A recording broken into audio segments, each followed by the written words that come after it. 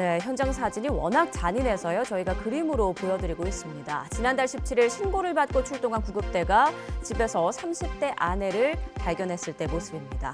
아내가 의자에 앉아 있는데 온몸이 욕창으로 뒤덮여 있었습니다. 구급대는 여성을 즉시 병원으로 이송했고요. 아내는 의식이 없는 상태였다고 합니다. 이송 과정에서 심정지 증상까지 보인 것으로 알려졌습니다.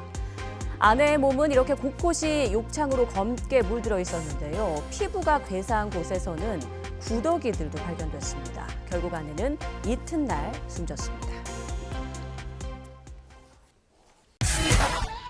지금 남편인 부사관은 아내의 검게 된 다리를 봤지만 그저 씻지 않아서 그런 줄만 알았다라고 말을 했다고 하고요. 또 아내가 탈취제와 인센스 스틱을 머리가 아플 정도로 피워서 썩는 냄새를 맡지 못했다 이렇게 진술했다고 합니다. 그리고 일부 언론 보도에 따르면 그 고인이 최근까지 남편에게 쓴 편지와 또 일기장이 발견이 됐는데 그 안에 병원 좀 같이 가자, 죽고 싶다, 죽어야 괜찮을까 뭐 이런 취지의 내용이 담겨 있다고 합니다.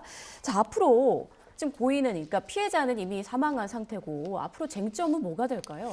네, 우선 진상을 밝혀내는데요. 또한 법적으로 중요한 것은 어떤 범죄 혐의를 적용할 수 있을 것이냐. 예. 그리고 더 좁혀본다면 살인죄 유죄 판결을 받을 수 있을 것이냐 부분이 중요한데요. 근데 살인죄가 성립하려면 살인의 고의가 인정돼야 됩니다. 근데 이 살인의 고의도 크게 두 가지로 볼 수 있어요. 첫 번째는 확정적 고의죠. 죽기를 원하면서 죽기를 의욕하는 겁니다. 그런데 그뿐만 아니라 살인의 미필적 고의 역시 형사적인 측면에서는 살인의 확정적 고의와 동일합니다. 살인 유죄 판결할 수 있거든요. 그럼 미필적 고의가 뭐냐? 죽을지도 몰라. 즉 죽을 가능성이 있다는 걸 알아야 돼요. 그럼 여기에서 그 다음이 중요합니다. 죽을 수도 있겠는데 근데 설마 죽겠어? 라고 했다면 미필적 고의 인정 안 됩니다. 과실로 가죠. 또는 유기 고의로 갈 수 있겠고요. 그런데 죽을지도 몰라. 근데 죽어도 어쩔 수 없지. 라고 갔다면 이거는 미필적 고의가 인정이 됩니다. 그 부분을 확인하기 위한 수사가 이제 본격적으로 진행이 될 테고요. 또한 어떤 사람이 어떤 행위를 할 때 신이 아닌 이상 그 사람의 머릿속에 들어가서 과거에 어떤 생각했는지 알아낼 수가 없잖아요. 결국은 사람이 하는 일이기 때문에 그 당시에 있었던 여러 가지 정황 증거들을 가지고 판단합니다. 그 중에 하나가 지금 이 사건에는 특징적인 게 있어요. 바로 시각. 지금 사진도 뭐 사파 같은 것도 많이 나왔습니다만 그 당시에 바로 옆에 있었다면 눈으로 봤을 겁니다. 예. 죽을 수도 있다. 죽지 않을까 이런 부분들 또는 냄새, 후각 또 뿐만 아니라 청각 또한 사망한 아내가 썼던 여러 가지 이야기들 글로만 쓴 게 아니라 말로도 했을 거예요. 이런 걸 들었을 텐데 이런 아주 판단력이 부족하거나 없거나 경험과 지식이 없는 상황이면 모르겠지만 정상적인 사회활동을 그동안 해왔거든요. 계속 했거든요. 그렇다면 상식과 지식과 경험에 비추어 볼 때 충분히 사망의 위험성을 알고 있었고 또한 그럼에도 불구하고 그걸 감수하고 여러 가지 조치를 취하지 않았다. 이 부분은 유기의 고의보다는 살인의 고의 쪽으로 갈 가능성이 현재로서 높아 보이고요. 이 부분 역시 수사의 쟁점 또한 기소 후에 재판에서도 굉장히 중요한 쟁점이 될 것으로 보입니다. 네. 군검찰이 처음에는 중유기치사죄로 구속 송치를 했어요. 근데 살인 혐의로 재판에 넘겼습니다. 이렇게 한 이유 어디에 있다고 보세요? 이게 좀 군대에서 이제 군사경찰법이 바뀌면서 군사법원법이 바뀌면서 살인 사건은 이제 민간 경찰로 넘어오는데 그 외의 사건 같은 경우는 이제 군사경찰이 하는 부분이에요. 이게 사실은 봐도 이게 살인인데 문제는 이렇게 유기치사 같은 형태는 또 이제 민간 경찰로 넘어오지 않는 상태거든요. 그러니까 그걸 판단을 못했느냐, 아니면 의도적이었느냐 이 자체도. 왜냐하면은 미필적 고의의 살인이 명확한데 이런 경우는 관할권 문제를 따지는 게 되게 이상하다. 그리고 군사경찰이 이걸 하게 되거나 군검찰이 하게 되면은 전문성이 문제가 되는데 그래서 제대로 수사가 될 수 있을 것이냐. 근데 물론 지금은 이제 살인으로 바꿨지만 미필적 고의한 살인을 바꿨는데 왜냐하면 그렇게 놔두면 당연히 사람이 죽지. 그거를 그대로 놔뒀다는 것이 말이 되느냐. 그래서 미필적 고의한 살인으로 기소는 하는데 수사 과정에 사실은 좀 의문점 분명히 존재를 합니다. 지금 살인 혐의로 이제 바꿔서 재판에 넘긴 걸로 확인이 됐대요. 예. 이렇게 되면 그러면 이제 민간 경찰이 수사하게 되는 건가요? 이제 기소가 됐으니까. 기소가 됐으니까 거기서 기소 되게 되죠. 예. 그러니까 이게 좀 관할권이 좀 애매해지는 겁니다.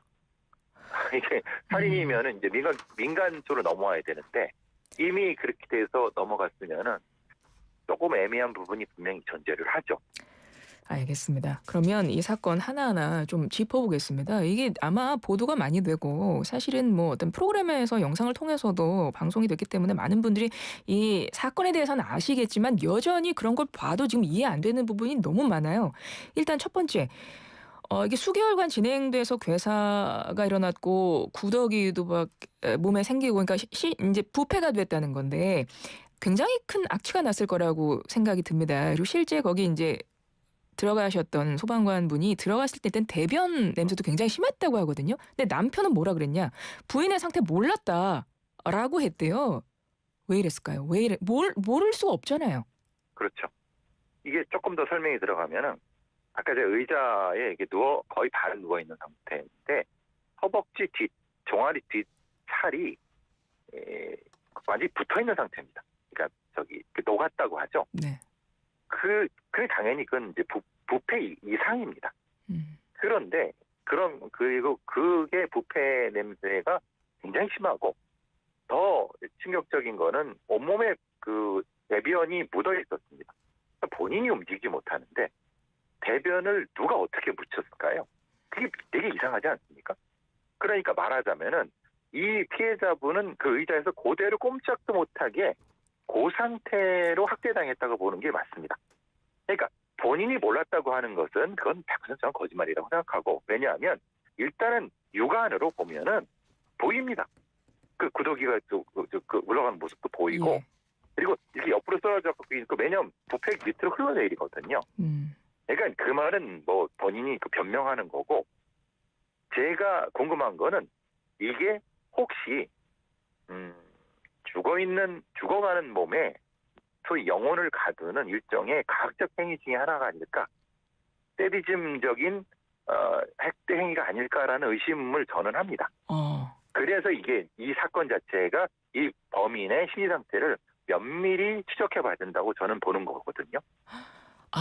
제가 지금 프로파일러님 말씀 듣고 사실은 이제 그런 기사도 많이 나오고 영상으로 나왔는데 아내 몸에 대변이 많이 묻어 있고 그리고 실질적으로 소방관이 갔을 때 그때도 이제 대변이 나오고 있는 상태였다 그래요. 그래서 저는 대소변을 못 가리는 상태로 오래 계셨나 이렇게만 생각했는데 지금 프로파일러님 뭘 하셨냐면 온몸에 대변이 묻어 있었다라고 말씀하셨거든요. 예. 근데 생각해 보니까 본인이 묻힐 수는 없네요.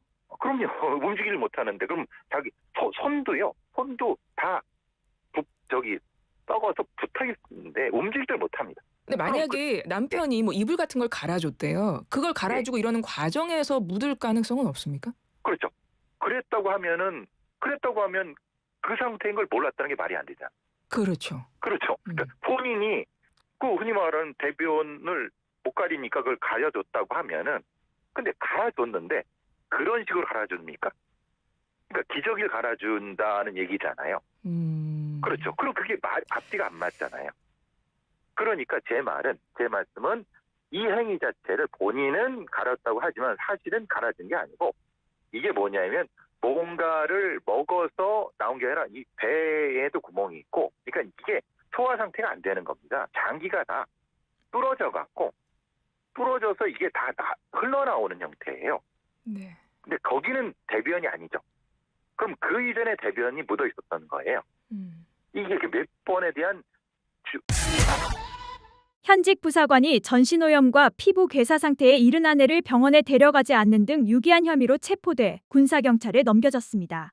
18일 경찰 등에 따르면 지난 17일 오전 8시 18분쯤 파주시 광탄면에서 아내의 의식이 혼미하다는 119 신고가 접수됐습니다. 구급대가 현장에 도착했을 당시 30대 여성 A씨는 이불을 덮고 앉아 있었으며 전신이 오물에 오염된 상태였습니다. 하지 부위에서는 감염과 욕창으로 인한 피부 괴사까지 진행된 것으로 확인됐습니다. A씨는 병원으로 이송되는 과정에서 한 차례 심정지 증상을 보이기도 했습니다. A씨는 현재 고양시 일산 서구의 한 병원에서 치료받고 있습니다. 병원 측은 A씨의 심한 욕창 상태 등을 근거로 방임이 의심된다며 남편을 경찰에 신고했습니다. 출동한 경찰은 A씨의 남편이자 육군 소속 부사관인 30대 남성 B씨를 중유기 혐의로 긴급 체포했습니다. B 씨는 A 씨가 지난 8월부터 공황장애와 우울증으로 거동이 불편해진 뒤 온몸에 욕창이 생겼음에도 약 3개월간 병원 치료나 보호 조치를 하지 않은 것으로 조사됐습니다. 경찰 관계자는 B 씨의 신분이 군인인 점을 고려해 신병과 사건을 군사경찰에 인계했다고 말했습니다.